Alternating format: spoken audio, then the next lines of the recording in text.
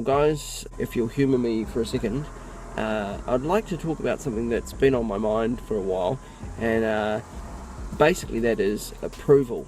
You know, like looking for other people's approval in life, or whether that be friends or co-workers or whatever sphere of life. You know, we always have the tendency to look for approval from others, and I sort of thought I would talk about this on the vlog when I came across this little story I heard of just 2 days ago actually. But essentially what it was the story of this young pianist, piano player who had gone through years of grading and coaching and teaching from his piano teacher, and it got to the night of his final recital, the performance which would see him gain all the qualifications he'd worked so hard for. And he gave his performance and, you know, blew everyone away in this venue that he was performing at. Everyone was giving him a standing ovation, clapping as he went to go off stage, and he left, got backstage, and they started chanting his name for an encore, another performance, another song, and he said, no, I won't give a performance because not everyone's standing up. And those around him, those backstage, were like, what do you mean? Of course everyone is. They were all clapping for you, all giving you, you know, huge applause. And he said, no, one person is sitting down. And they said, well, why does it matter what one person out of, you know, hundreds is doing? And he said, because that person is my piano teacher. And, you know, I just thought about that in hindsight after the fact, that in life we can often be like that.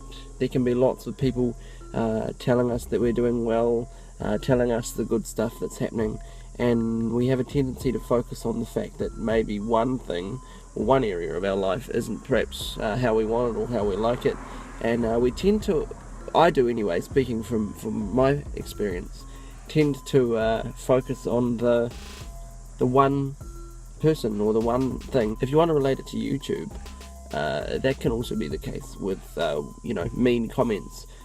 Anyone on YouTube is familiar with mean comments, and you know, I actually saw a relatively mean comment on our channel here today, but it doesn't get to me. But it's obviously, the fact is that, you know, it doesn't matter sometimes if you're tuned and looking for that. It doesn't matter how many people say, well done, good work on the vlogs, this video was awesome. There could be dozens of others saying, you know, this video is great, you did a good job. And then there's one mean comment, just saying whatever they want to say, and you think, oh, maybe I'm not quite as good as I thought I was. Maybe people don't like watching these videos. Why do I even make them? What's the point?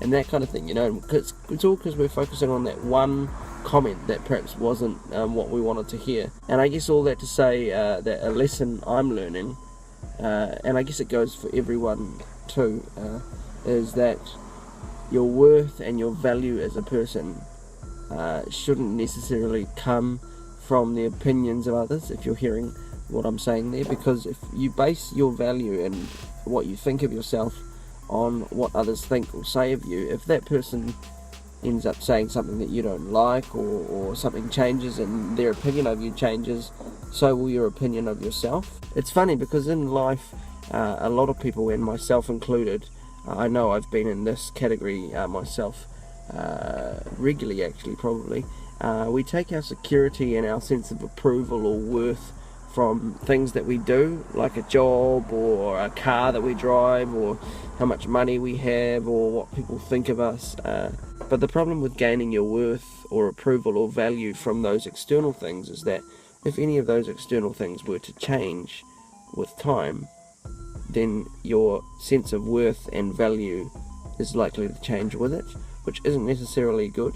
And so I would just encourage you to take your value and your worth from simply knowing who you are, not necessarily what you do. You being you has value and worth. And I'm just ranting today, and I'm talking to myself as much as I am you guys, because this is a lesson that I've had to learn and am still learning. If you go back to one of the videos we made at the end of last year, I was talking about the fact that obviously I live with mild cerebral palsy and walk with a limp, and for me that's been one of the areas in which you sort of feel as though you're being judged, or feel as though you're different from people and this kind of thing. But often essentially the thoughts we have about ourselves and what we think other people are thinking is often not actually what's even crossed their mind, but we put up these parameters and think, oh, they're thinking this or they're thinking that, I look like this to them, or I look like that, and a lot of the time we can be wrong, and so for me personally, I'm learning not to prescribe worth or value to external things that aren't actually what give you your worth. Your worth comes from just being you and your personality and who you are. Don't get me wrong, it's an innate human thing to want to seek approval, to be valued, to be loved, to be wanted. Humans are like that, and that's because we're designed to be social beings, if you will, and we weren't designed to do life alone. So I would just quickly encourage you to end this vlog today, to know where your worth and your value comes from, and that's from being you and who you are and all those idiosyncrasies, and that's okay. And hear me out too, it's not necessarily a bad thing to enjoy the job you have or to enjoy the car that you have and count your blessings as such. That's okay, that's fine, but the difference is between knowing that you're blessed and enjoying what you do. The difference is when you begin to take your sense of value and worth from that, and that means that if that changes, so does your value and worth, which isn't the case, but so often it's easy to get into that trap of thinking that this job is me, or this car is me, or having this much money is me. And in terms of making the videos, I'm going to keep making them.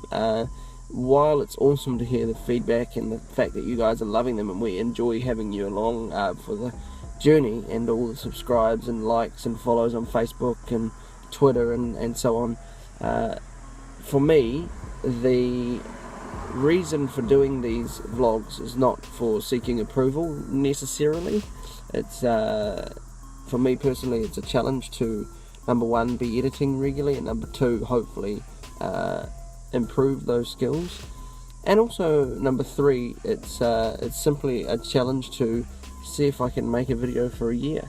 So it's growing me in some areas, and I think that's good, because I'm growing and developing in perhaps confidence, or just being comfortable in my own skin, which over and above what we've been talking about, I think that's a good thing.